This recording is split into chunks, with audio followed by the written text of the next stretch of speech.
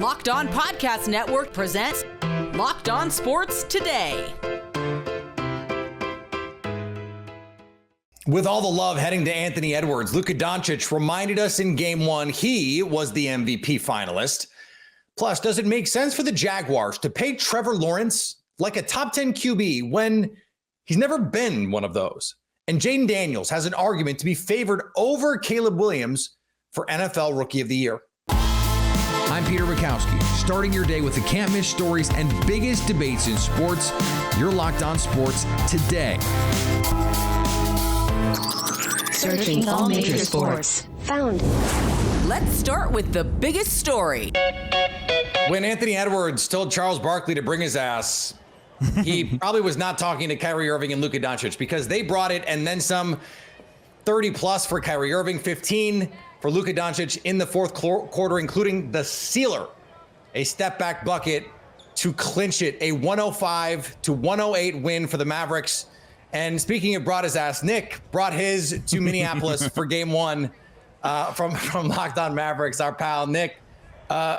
We saw Kyrie Irving in the first and Luka Doncic to close it out. This is a formula that seems like it could have some staying power. The ass was brought and the ass was taught, Peter.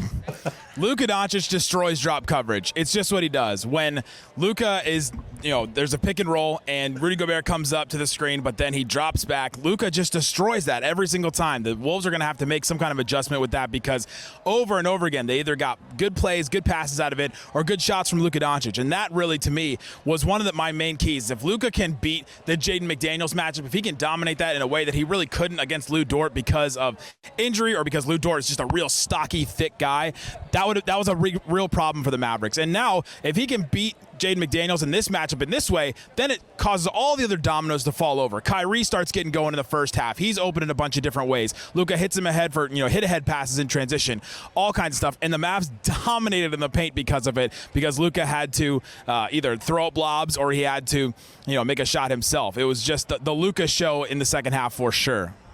Thanks for pulling us out of that, because otherwise we were going to get canceled. The defensive performance from Luka also cannot be understated. Had a couple of key defensive plays. The clinching defensive rebound also broke up that huge lob pass late in the game. And we've seen that at various points, especially when he's been healthy. We know he's been dealing with some lower body injuries in this postseason, but he's ramped up that defense. And are we over psychologizing to be like, hey, he's heard all this Anthony Edwards stuff and is going, hey, remember me? I was the MVP finalist, not that guy.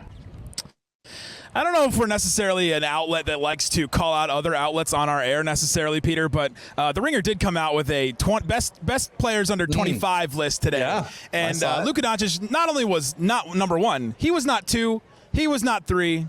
He was fourth on that list, behind Anthony Edwards, Shai Gilgeous-Alexander, and Victor Wembanyama. One of those I think could be okay in a couple years, but I think that Luka right now, after making his fifth first-team All-NBA in 6 years in the NBA, of course he's going to take it that way. And I didn't think his effort actually coming out of the gate, especially in the first half, was all that great. There were times the Wolves were beating him to loose balls, beating him to, even just passes that turned into steals and turnovers in the other end. But he really picked it up in the second, like you said. That breakup of the lob was such a big, massive play for Luka, because it was coming down to it. That would have tied the game at that point. Luka stops the lob right in front of Rudy Gobert, no foul there, and then Luka gets the one-on-one bucket against Jayden McDaniels on the other end, where he doesn't take a screen, nothing, just beats him one-on-one, hits the shot. The Mavs go up 4 at that point, and then just milk it the whole rest of the way. And a Luka defensive play to a Luka offensive play, it's kind of the formula the Mavs have had this whole postseason that's really worked for them. Yeah, let Luka cook is something that the Mavericks have relied on since Luka came into the league. Anthony Edwards, the aforementioned Anthony Edwards, 19 points in this one, shot 6 of 16, 5 of 12 from deep. How much of that is just Anthony Edwards, and how much of that was what Dallas did to him, do you think? Yeah, I think there's a couple things with that. I think Anthony Edwards hasn't been in this moment yet in the Western Conference Finals. I think Luka and Kyrie have. I thought you saw that experience right there. But then you look at what happened in the first half. Jayden McDaniels was getting these wide open threes, and he knocked a bunch of them down, to give him credit. Kyle Anderson was also getting a bunch of wide open shots because of I can keep saying ass, right? His broke ass looking shot. he just kept throwing it up. And so he was getting some buckets too, because the Mavs were leaving him wide open. And so they were leaving him wide open because they were trying to stop Cat. They were trying to stop Anthony Edwards. And the Mavs are funneling him towards these mid-range shots. He's got to take these really tough mid-range contested shots or these deeper threes in order to get himself on the board. And this Timberwolves team hasn't played a defense like the Mavs yet. I think that's something that's going to be an adjustment. They're more physical than Denver has been. They're more physical, definitely, than the Phoenix Suns. And I think that's going to be an adjustment for him. And I think he'll adjust, but it's a really, really big moment when everybody's talking about you in such a big way. Stay up to date on the Dallas Mavericks all year by subscribing to Locked On Sports Today and Locked On Mavericks on your favorite podcast app and on YouTube. Thanks for making Locked On Sports Today your first listen. Coming up, the Jaguars need to figure out this contract situation with Trevor Lawrence. Before we get to that, Dak Prescott wants you to know that he doesn't play for money. With killer last-minute deals, all-in prices, and their best price guarantee, Game Time takes the guesswork out of buying tickets. They're obsessed with finding ways to help you save money on tickets. Game Time has deals on tickets right up to the start of the event, even an hour after it starts. It's the place to find last-minute seats. Find exclusive flash deals and sponsored deals on tickets for football, basketball, baseball, concerts, comedy, theater, and more. With zone deals, you pick the section and Game Time picks the seats for big time savings. And the Game Time guarantee means you'll always get the best price. If you find tickets in the same section and row for less, Game Time will credit you 110% of the difference. Take the guesswork out of buying tickets with Game Time. Download the free app and new users can get $20 off their first purchase with code Locked On. Terms apply. That's code Locked On for $20 off your first purchase with Game Time. Download the Game Time app today. Last minute tickets, the lowest price guaranteed. If you're catching this episode of Locked On Sports Today after hearing your favorite Locked On show, make sure to subscribe to Locked On Sports Today on YouTube or wherever you get your podcasts so you never miss an episode.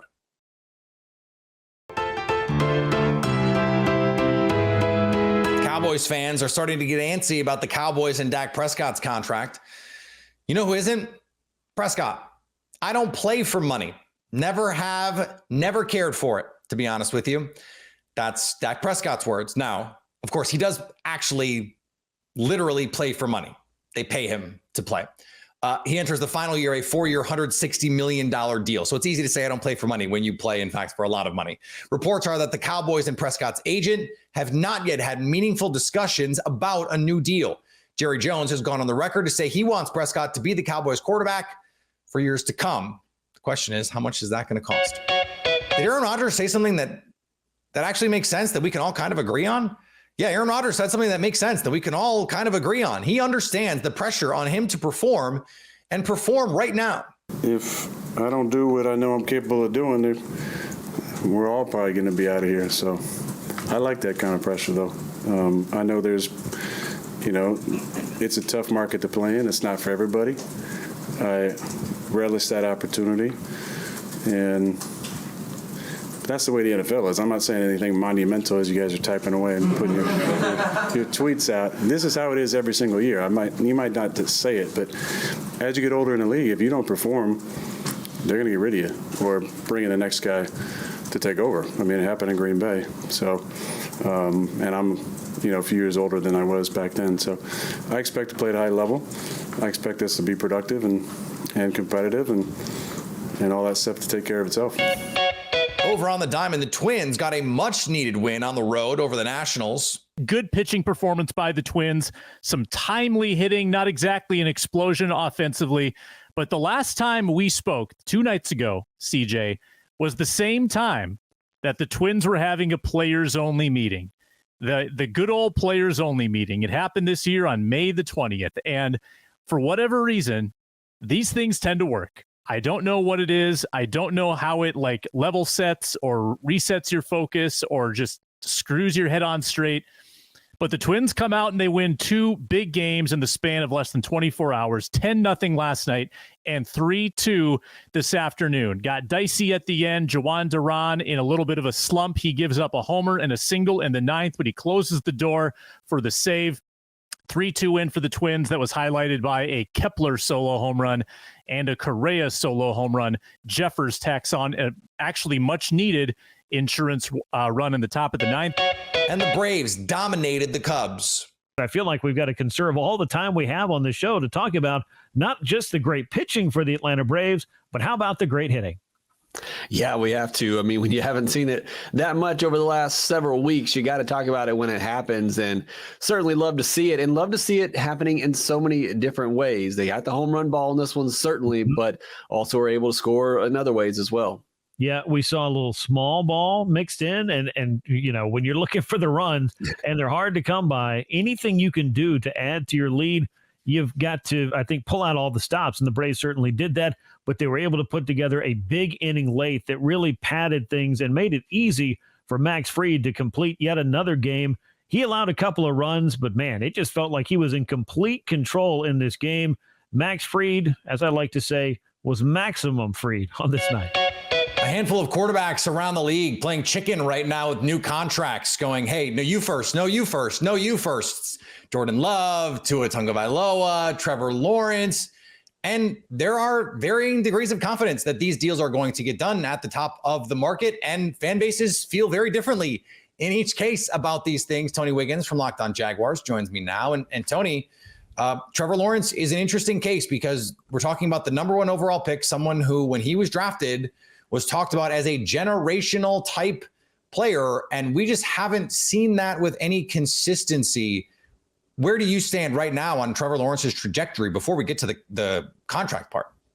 Yeah, I get it. I mean, I understand people from both sides that feel how they feel about him. I do think most people are battling against the pre-draft perception or evaluation and all of the slogans and adjectives that were placed on Trevor Lawrence. It has not gone exactly the way that storybook would have you think it was going to go. But I mean, who did when they came into the league? Who came into the league and didn't struggle? It's like Brett Favre didn't get traded from Atlanta first, right? Or like Mark Brunell didn't get traded from Green Bay first. Yeah. So, you know, guys have had struggles. So I think a lot of times what happens is that perception, and we are battling against that whole scenario of generational quarterback, going to be the next Patrick Mahomes. We're just battling against that instead of looking at it for what it is and watching the tape and seeing all those drops, the offensive line, the fact that he has to get rid of the ball really, really fast. There have been a lot of things that have led to Trevor Lawrence being underwhelming a little bit. Yeah, structurally, we know what happened with Urban Meyer. Personnel-wise, we know some of the deficiencies that have been there. Like 10 touchdowns dropped last year. There were 3 in one. I've never seen more touchdowns where one foot gets down in the back of the end zone in one game than we saw last year for Trevor Lawrence. And the thing with quarterbacks is particularly interesting, Tony, because we always say pay for future performance, not past performance, right? Mm-hmm. But with quarterbacks, you kind of want both, don't you? Yeah, and it's hard because these days, what you're battling against, I think sometimes people believe that when it comes up, when the time to pay a person comes up, that you're going to have all your questions answered, especially if that person has been a day one starter. Well, in this situation, when you're dealing with a whole lot of money like this, you won't have all of those questions answered. There's not a perfect time to give Trevor Lawrence a contract extension. The bottom line is it's just his turn. And there have been other guys that you could point at, whether it be Kirk Cousins or Jalen Hurts, that have not had consistent at the time that they signed their deal, because Kirk Cousins is like really into it now, but they did not have the consistency that you need from a quarterback. We've seen it. Baker Mayfield hasn't had it. And granted, he didn't sign that huge deal. But the thing is, sometimes you have to make these decisions. Yeah, you gotta make these decisions before it becomes obvious, or if you want to play poker and you want to see another card, it might cost you a little bit more, because what if he does like Josh Allen? What if he gambles on himself and he actually shows you exactly what you thought? Now that extra look is going to cost you extra money. Yeah, and this is also tricky because he is the one constant, right? So the last couple of years, all the upheaval that you've had, he's been the one guy who you can count on reliably. Him and Josh Allen, ironically, just the other Josh Allen, the defense Josh Allen, and he just got paid. There's also that part of it, Tony, that I feel like we can't ignore is when you have a leader, are you just going to throw away a year playing chicken with this guy that's saying, hey, no, like we think it's 45 million, not 50, where all of a sudden the team is looking around going, is this our quarterback for the future or is he not?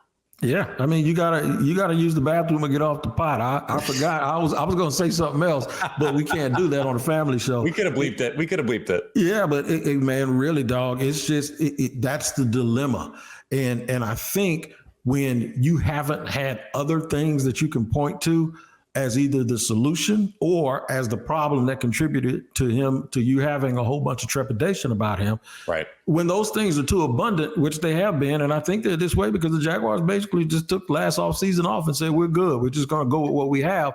Well, when you do that now. Well, that was because 2 off seasons ago, they were a teenager with a credit card. Right. So now what you do, you look back in retrospect and it's like, well, we shouldn't have done this. We shouldn't have done that. The goal is to have less stuff that you can point to so you can fairly evaluate what is right in front of you. I don't think if you have to make a decision today about whether paying Trevor or not, I think they should pay him if you have to make that decision today. If you're willing to wait for that decision, though, you might have to make him the highest paid player in the league if you've done the things around him you were supposed to do this offseason.